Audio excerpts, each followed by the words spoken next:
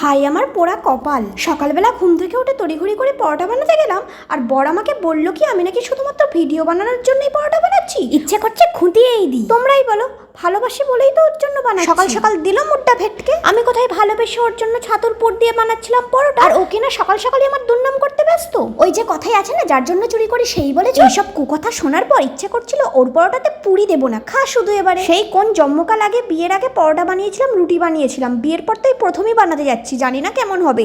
এবার আবার প্ল্যান কষেছে আমার খাবারের নিন্দে বন্ধ করবে। কোথা থেকে শিখে এসেছে পেটাই পরোটা বানানো, সেটাই আবার আমাকে বানিয়ে দিতে হবে। আমার আর কি দিলাম বানিয়ে, চোঙা পড়া যা হবে তাই খাবে। বানালাম বিদিকে ছিঁড়ে করে, খাও এবার। কি জানি ছাতার মাথা কি যে হচ্ছে কিছুই তো বুঝতে পারছি না। ওই কোন রকমের চেপে চেপে বেঁধে বেঁধে গোল করে দিলাম। তবে আরো কয়েকটা দুর্নাম করেছে শোনো। আমি নাকি যতবারই রুটি বানাই এত শক্ত হয় যে ওকে নাকি পা দিয়ে টেনে টুনে শিখতে হওয়ার জোগাড় হয়। এটা আবার পেটাই পরোটাকে পেটানো হচ্ছে নাকি? যাই হোক, আমরা এখন পেটানো ছাড়াই পেটাই পরোটা খাই। আর তোমরা আমার চ্যানেলটা সাবস্ক্রাইব করো।